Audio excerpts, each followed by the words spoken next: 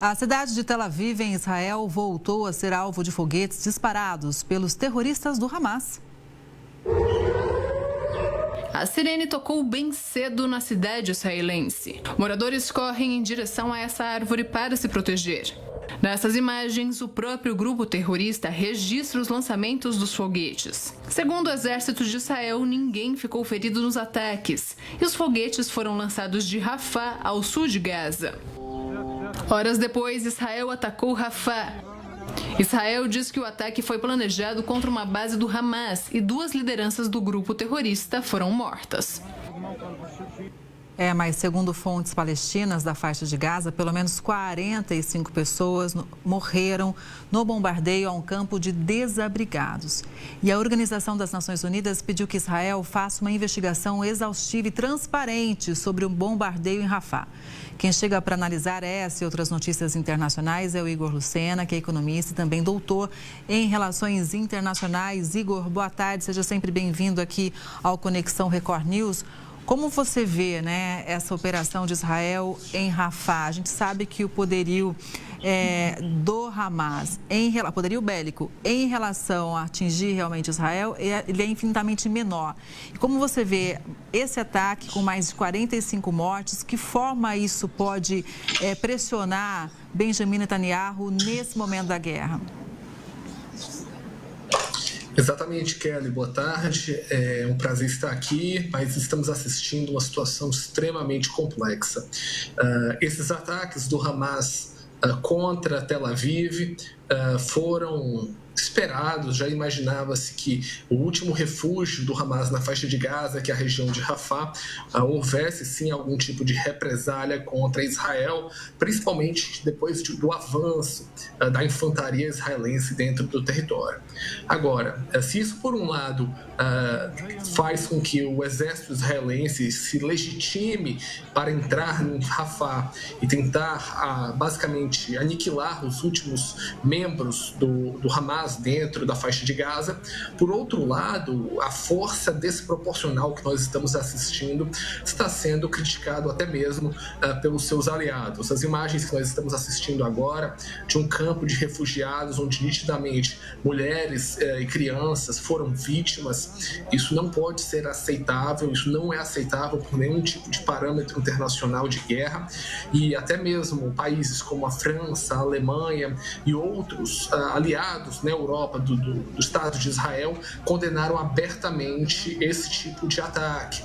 Então a gente entra em um estágio, Kelly, que eu acho que é um estágio mais radical, onde para eliminar o resto de pessoas e membros do Hamas, principalmente líderes que estão escondidos na faixa de Gaza e dentro da região de Rafah, o exército de Israel não tem capacidade, quase nenhum exército teria, de fazer um ataque sem impacto de vítimas, e o que a gente está assistindo são imagens terríveis, e eu acho que isso pode sim ter um impacto dentro dos israelenses sobre o apoio ao governo de Benjamin Netanyahu. Isso pode sim criar um problema de política interna. Agora, quando a gente fala se os ataques vão continuar, eu acredito que sim, por 2 motivos. Mesmo que a comunidade internacional retire o apoio a Israel, o governo de Netanyahu ainda tem equipamentos militares o suficiente para continuar essa incursão militar dentro da região de Rafah. E, obviamente, Israel, por ser uma potência atômica, dificilmente vai ser subjugada a não fazer suas próprias ações militares. As nações com potências atômicas têm esse poder, de, independentemente da comunidade internacional, tomar atitudes que eles reconhecem que são positivas para o seu próprio governo. Então, isso vai gerar, provavelmente, até uma crise dentro do Conselho de Segurança da ONU. Pois é, e sabe que me causa também uma certa estranheza, porque vários analistas, Igor, dizem que hoje em dia existem tecnologias tão avançadas que, inclusive, que causem menos estragos e menos mortes de civis, Então, existem alguns ataques que muitos civis morrem e a gente fica se questionando, será que realmente isso não poderia ter sido evitado? Será? Então, é algo que tem que realmente ser muito avaliado, inclusive em relação aos reféns, né? A gente viu ali agora há pouco imagens de pessoas sempre cobrando realmente que os reféns voltem para Israel. A partir do momento que tem uma dificuldade, olha aí, inclusive manifestantes protestando nesse fim de semana, a partir do momento que tem esse tipo de ataque, fica em dúvida, inclusive, se até reféns também não foram mortos durante esses ataques. Exatamente, Kelly. Primeiro, a gente não está assistindo a uma retirada de novos reféns, o que mais uma vez aumenta a pressão não só internamente em Israel, mas a pressão internacional. Lembrando, o discurso de Benjamin Netanyahu é para salvar os reféns, né, a retirada dos reféns da faixa de Gaza, as pessoas que foram sequestradas, e ao mesmo tempo para a eliminação do Hamas. Aparentemente, a eliminação do Hamas, isso está se tornando quase uma realidade, os últimos líderes estão em Rafah, mas os reféns, o tempo vai passando e eu acho que se torna cada vez mais difícil. É importante também, Kelly, falar sobre a tentativa norte-americana e dos aliados de criarem uma espécie de porto flutuante que foi gasto mais de 300 milhões de dólares, a gente está assistindo agora, e que basicamente a tempestade e as correntes marítimas destruíram e não estão conseguindo fazer com que mantimentos cheguem em quantidade suficiente dentro da faixa de Gaza. Então, isso mostra até uma capacidade inoperante de outras nações de ajudarem com as pessoas que estão dentro da faixa de Gaza. Sim, exatamente. É um drama humanitário sem limite. A gente vai falar agora da outra guerra lá no leste europeu. A Ucrânia divulgou um vídeo de um ataque russo contra uma loja de materiais para a construção no fim de semana. 15 pessoas morreram. Nesse flagrante, câmeras posicionadas em vários pontos da loja mostram o momento das explosões. Ela estava em pleno funcionamento e muitos clientes faziam compras. Além dos mortos, mais de 40 pessoas ficaram feridas. Essas são imagens da cidade de Kharkiv, que vem sendo bombardeada há vários dias e de forma intensa pelo exército russo, Igor. Exatamente, Kelly.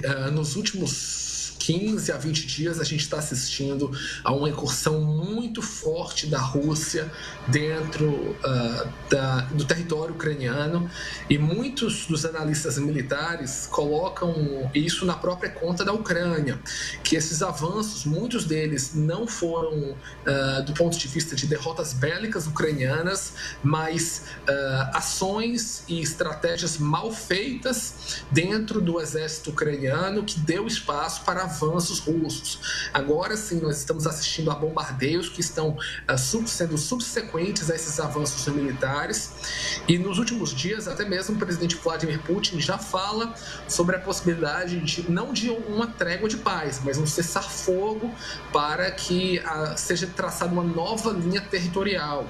Ou seja, é como se Putin dissesse que estaria disposto a ficar temporariamente com os territórios que já o conquistou.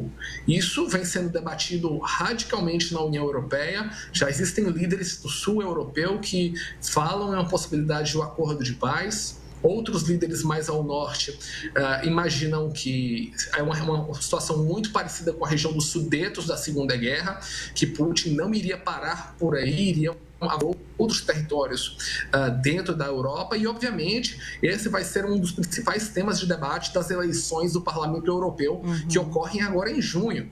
Então, o que nós estamos assistindo é sim uma fraqueza dos ucranianos até que cheguem os 60 bilhões de dólares dos Estados Unidos para ver se eles conseguem retomar parte do território. E se isso ocorrer, a gente pode esperar com certeza mais um ano de guerra. Pois é, e a Europa, como você lembrou aí, realmente acompanhando de forma tensa, né? Quais são os próximos passos do Putin, né? Inclusive, Igor, o presidente da Ucrânia desembarcou em Madrid hoje para uma visita oficial. Volodymyr Zelensky foi recebido na pista do aeroporto da capital espanhola pelo rei Felipe VI. Logo depois, ele seguiu para o encontro com o primeiro-ministro Pedro Sánchez. O objetivo da visita de Zelensky, claro, é aumentar a ajuda militar espanhola a Kiev. Na semana passada, Sánchez já havia inclusive mencionado a intenção de assinar esse compromisso. Zelensky deveria ter visitado a Espanha em meados de maio, mas, segundo a imprensa, ele adiou a viagem devido justamente à ofensiva russa no nordeste nordeste da Ucrânia. Veja como isso vem realmente casar com o que você dizia, né? A Europa preocupada e até se vendo na obrigação de aumentar esse apoio realmente à Ucrânia, porque ninguém sabe se no futuro o Vladimir Putin pode avançar para outros países europeus. Exatamente, Kelly. Uma das frases mais chocantes de Zelensky foi que depois da Ucrânia, Putin já estaria vendo na mira os países bálticos, né? Estônia, Letônia e Lituânia, além da própria Geórgia e também a Moldávia. E tudo isso são países que estão, alguns dentro da União Europeia, outros estão em processo de entrada, e isso, de uma certa maneira, é para mostrar aos europeus que uma vitória de Putin na Ucrânia seria o início de um avanço sobre a União Europeia e que ele precisa de todo o apoio possível. Eu concordo com essa visão. Eu acredito que se os europeus e a União Europeia não apoiarem de uma maneira mais forte Zelensky na Ucrânia, talvez a gente possa estar partindo para novos conflitos muito mais sérios na Europa. E isso pode ser um início de um conflito bem maior à escala mundial. E esse é o grande ponto. Se a Ucrânia poderá conseguir retomar os seus territórios ou se o que muita gente imagina hoje vai ser uma partição. A gente pode ver dois estados serem formados, um ligado à Europa e à União Europeia e um outro ligado basicamente a um chamado Novo Império Russo. E esse é um grande questionamento hoje em todo o continente europeu. Pois é, seguimos acompanhando. E no mundo todo conectado, inclusive economicamente, né, Igor? Os reflexos sobram aí para todo mundo de verdade. Muito obrigada, viu, pela sua análise. É sempre muito bom contar com você aqui no Conexão. Uma boa tarde e até a próxima. Boa tarde, Kelly. Até a próxima.